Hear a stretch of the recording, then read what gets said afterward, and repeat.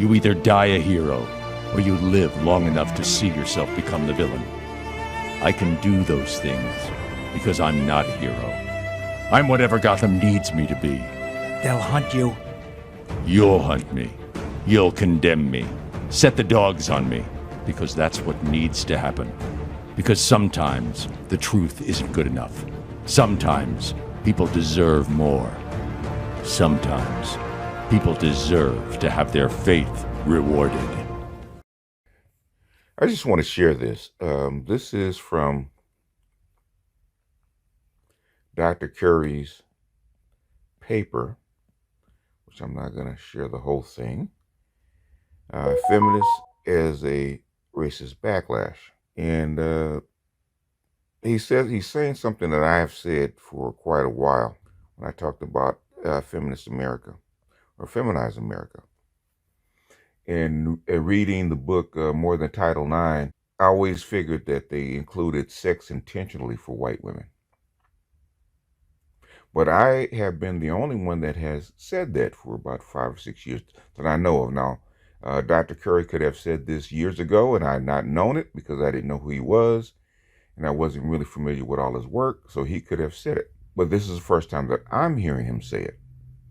So he could have thought the same thing and just never published it, even though I've said it on YouTube, which I guess that's a form of publishing, which is public. But him saying it kind of brought something home. So I'm going to share this. I'm going to put it up on my books channel because every time I do some of Tommy's work, it gets a strike. So I don't want to get a strike against my two main channels. So I'm going to do it on this one. I'm going to put a link in, but I'm going to do it on a different channel. And I may do the whole paper on Patreon. But as of now, this is what we have. Feminist theory adoption of subculture violence criminology as a response to desegregation. I'm just going to start reading the highlights, stuff that I've checked off. Okay, feminist organizations often acted to impede singular concessions for civil rights without specific provisions aimed at increasing the political opportunities for white women. The strategy of the National Women's Party, a wealthy, exclusive, white feminist organization dedicated to the political economic interests of white women, wanted to see sex added to the Title VII legislation despite the dangers it posed to the passing of the legislation. The National Women's Party decided to approach Congressman Howard C. Smith. Smith was an 81-year-old conservative Democrat from Virginia who had a history of being against black civil rights initiatives and equal pay. According to Caroline Bird's Born Female, The High Cost of Keeping Women Down, Smith's efforts extended the promise of equal opportunity from the 7 million Negro men and women workers that Title VII was drafted to protect, especially men, to 21 million white women who did not get as high compensation for their work as the Negro members of the majority sex. In other words, they wanted to make white women equal to black men. Now, this goes back to women's suffrage in the 1850s and 60s, where white women did not want black men to get the vote before they did.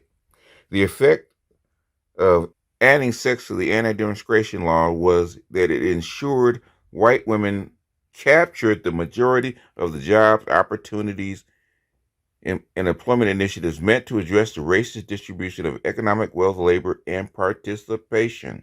Boom. As reading this, the economic vulnerabilities of black men and women were well understood by policymakers and feminist organizations at the time.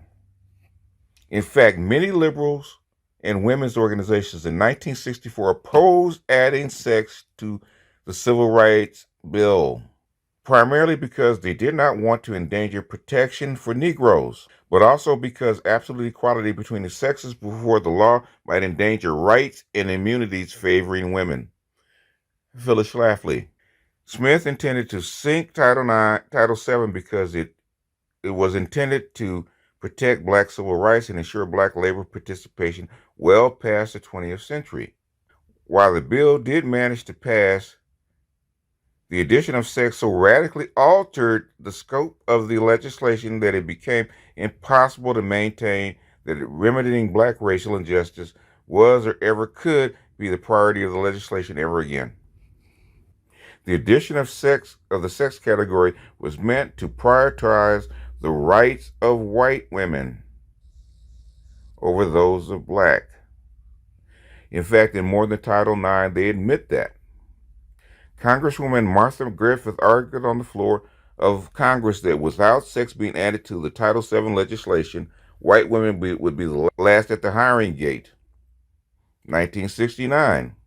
This argument was so persuasive to white legislators who saw the benefit and racial advantage of safeguarding white women over black workers, be they men or women.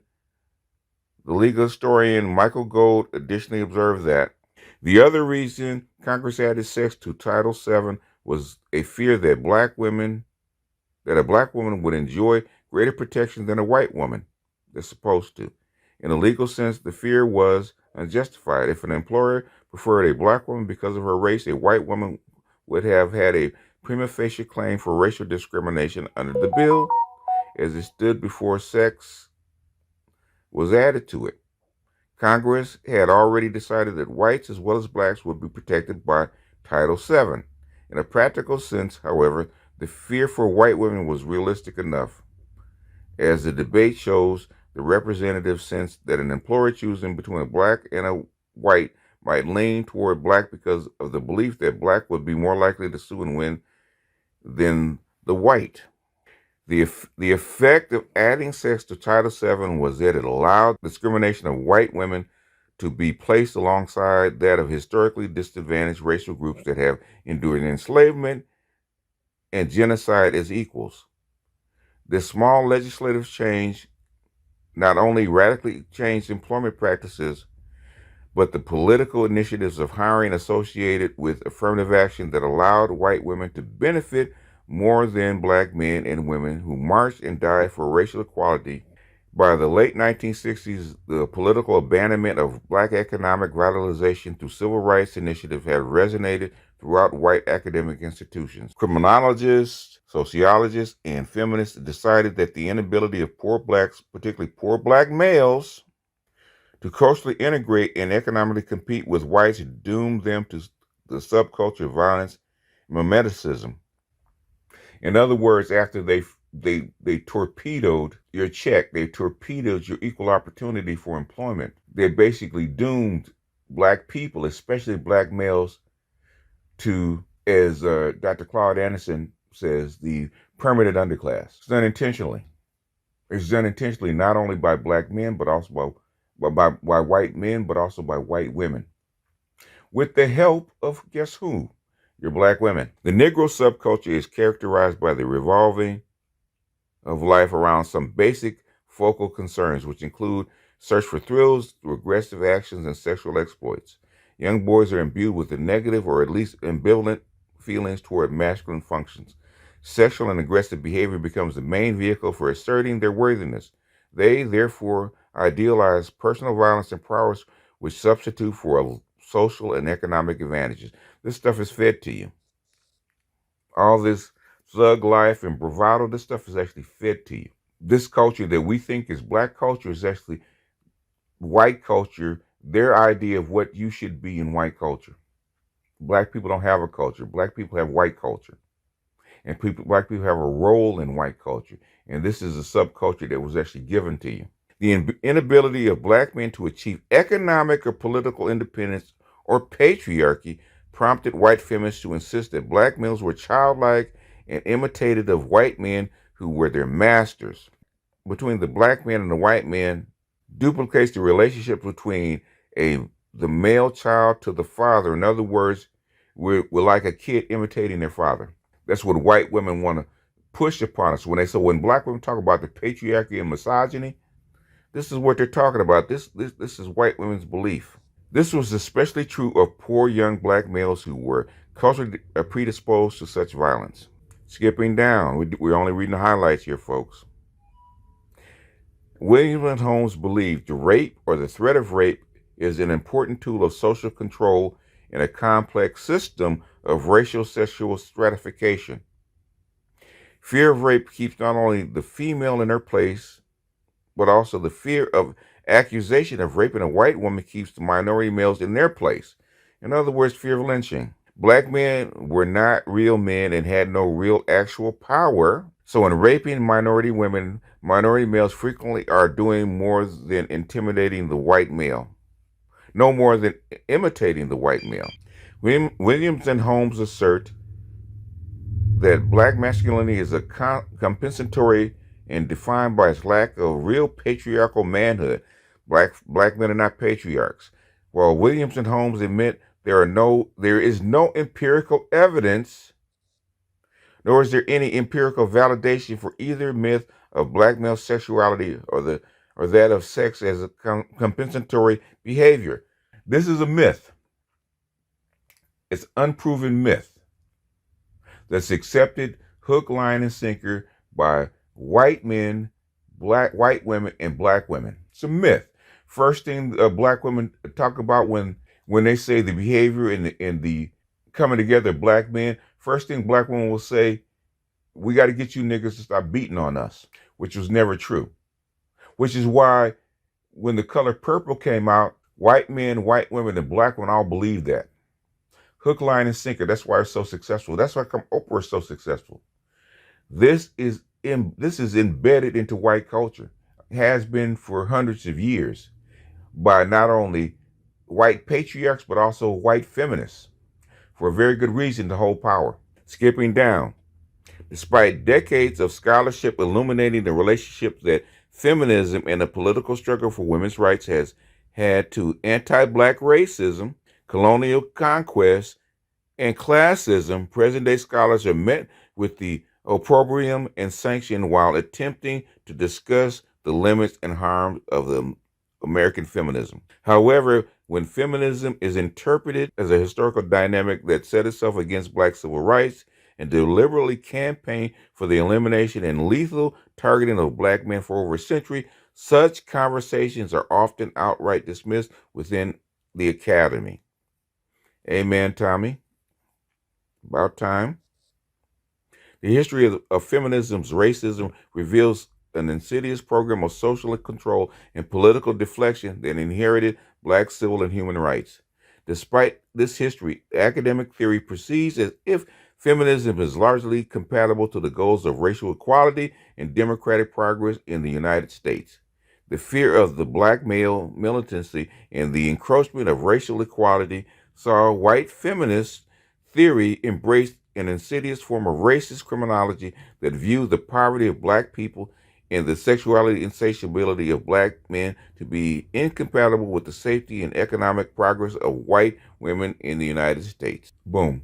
Finally have an academic actually talking about it. Tommy had to leave the country to talk about this. He had to leave the country to talk about this. This is what I've been saying. This is what the literature says. So you wonder why black men suffered when black women start to embrace white feminism. So when you hear your sisters spew this intersectional feminist bullshit and embrace these tenets, no matter what they say, this is its roots. This is its objective. That's like 83% of affirmative action went to white women. It was intentional. It wasn't an accident. And they convinced black women to go along with this, even though they're getting ready to take affirmative action because white women don't need it anymore. So the little bit of protection that you did have is probably going to go away. Probably going to go away. But I've been saying this for years. If you read feminist literature, this is obvious. Feminism, from its very root, from its very beginning, is a elitist white woman's movement to get equal footing with her man, with her elite man. Never intended for the lower classes, and especially for black people, especially for black women. Black women are always meant to be the white woman's footstool, which has been repeated over and over again. That was obvious in Scandal with Olivia Pope, which black women actually loved. Why? Because that's what they've been socialized to accept for hundreds of years, and they just accepted it hook, line, and sinker. And nobody said anything. I was actually talking to Shirley Hussar on Arts panel. She watched Scandal. She had been socialized to accept the Scandal's bullshit. But it is what it is. But anyhow, I didn't want to make this long because I'm probably in enough trouble already. I may do a longer evaluation of this piece on Patreon. This is Tommy's paper. It's not published. It's not really open to the public. He's kind of shared it with the other academics. That's why I didn't read the whole paper. The whole paper is quite interesting. But the whole paper is kind of long, and I took the bits and pieces out of it because I wanted to make this short. I didn't want him to take 2 hours to actually read the whole thing and actually evaluate the whole thing. That's how come I didn't go do a play-by-play. I just quoted what he said. I added my little 2 cents on the end of it. But the thing is, somebody finally said it. Somebody in academia finally said it. And I hope he doesn't take too big of a hit or penalty for this, because you know what, Tommy? All I can say, brother, is slow clap.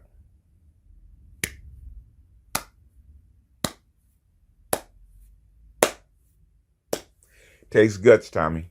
In your position, it takes guts. But anyway, that's all I got for this one. I'm going to edit out my ums and ahs and my extraneous sounds. But this is BGS out, and I'll see you guys on the next one. Peace.